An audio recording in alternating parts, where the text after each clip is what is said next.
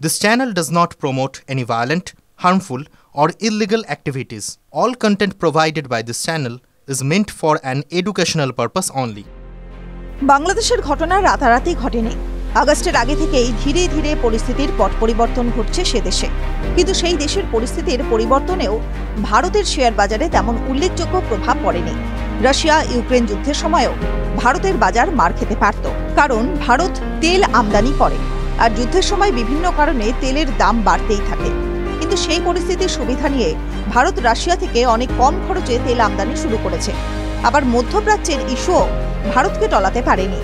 আবার ভারত কিন্তু বাংলাদেশের উপর নির্ভরশীল নয়, ফলে বাংলাদেশের এই অভ্যন্তরীণ গণ্ডগোলের তেমন কোনো প্রভাব ভারতের বাজারে পড়বে বলে মনে করছেন না বিশেষজ্ঞরা। আর ভারতের বাজার থেকে বিদেশি বিনিয়োগকারীরা তাদের বিনিয়োগ তুলে নিয়ে চীন বা অন্যান্য দেশের বাজারে বিনিয়োগ করলেও শেয়ার বাজারে তার তেমন প্রভাব পড়েনি।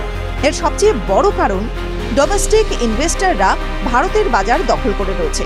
আর এই সমস্ত কারণেই ভারতের বাজারে বাংলাদেশের পরিস্থিতির সার্বিকভাবে তেমন কোনো প্রভাব পড়বে না মনে করছে বিশেষজ্ঞ মহল। তবে কিছু কিছু সেক্টর রয়েছে যেখানে সামান্য হলেও প্রভাব পড়তে পারে। কিছুদিন আগেই বাংলাদেশের ছাত্র জনতার আন্দোলনে দেশ ছেড়েছিলেন সেদেশের তৎকালীন প্রাক্তন প্রধানমন্ত্রী শেখ হাসিনা। তার দেশ ত্যাগের পর থেকে বাংলাদেশের কট্টরপন্থা ও ভারত বিরোধিতা ধীরে ধীরে দানা বাঁধতে শুরু করে, যা এখন অনেকটা প্রবল আকার ধারণ করেছে। আর এর প্রভাব শুধুমাত্র ভারত বাংলাদেশ দ্বিপাক্ষিক সম্পর্কেই যে পড়বে এমনটা নয়। সাফোলা তেল তৈরি করে যে কোম্পানি, তাদের লভ্যাংশের 11 থেকে 12% আসে বাংলাদেশ থেকে।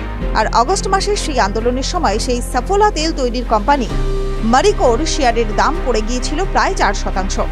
মারিকো ছাড়াও Pearl Industries, Emami, Britannia, Dabur, Asian Paints, Pidilite বা বাজাজ অটোর মতো বড় বড় ভারতীয় কোম্পানি রয়েছে যারা ভারতের শেয়ার বাজারে নথিভুক্ত, এবং এই সব কোম্পানির পণ্য বাংলাদেশের বাজারে পাওয়া যায়।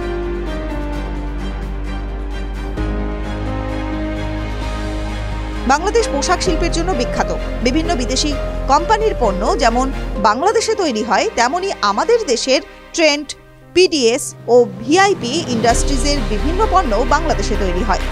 আবার বাংলাদেশে এই অস্থিরতার কারণে সমস্যায় পড়তে পারে ভারতের তুলো ও বয়ন শিল্পের কাঁচামাল সরবরাহকারী বিভিন্ন ভারতীয় সংস্থা। ইতিমধ্যে সেদেশে ভারতের জুয়েলারি, ইঞ্জিনিয়ারিং সামগ্রী ও তৈলজাত বিভিন্ন পণ্যের রপ্তানির পরিমাণ কমেছে। এছাড়াও তুলো ও বয়ন শিল্পের প্রয়োজনীয় কাঁচামাল সরবরাহকারী কোম্পানিগুলিকে তাদের প্রাপ্য টাকা পেতে অনেকের সমস্যার সম্মুখীন হচ্ছে। বাংলাদেশের এই টালমাটাল পরিস্থিতি, সেখানে এখন কোনো নির্বাচিত সরকার নেই, ফলে সেদেশের অর্থনৈতিক ও বাজারের স্থিরতা নেই। ফলে অনেক কোম্পানি চাইছে তাদের ম্যানুফ্যাকচারিং ফ্যাসিলিটি বাংলাদেশ থেকে সরিয়ে নিয়ে যেতে। আর এর মধ্যে আশার আলো দেখাচ্ছে ভারতের বয়ন শিল্প। সুরাটের বয়ন শিল্পের মধ্যে থাকা অনেকেই জানাচ্ছেন, অনেক কোম্পানি বাংলাদেশের বদলে সুরাটে তাদের রেডিমেড জামা কাপড়ের অর্ডার দেওয়ার জন্য খোঁজখবর করেছে। ফলে শিল্পমহল মনে করছে এই পরিস্থিতিতে সেই সব কোম্পানির অর্ডার যদি এদেশে আসে, তাহলে সুরাটের বয়ন শিল্পের বাজার 20 থেকে অন্তত 25% বৃদ্ধি পাবে। সুরাট ছাড়াও তামিলনাড়ু, পাঞ্জাব, নয়ডার মতো বয়ন শিল্পের অন্যান্য কেন্দ্রগুলিও লাভবান হবে। আর এতে সর্বোপরি খুলে ফেপে উঠবে ভারতের অর্থনীতি। টিভি9 বাংলা ডিজিটাল।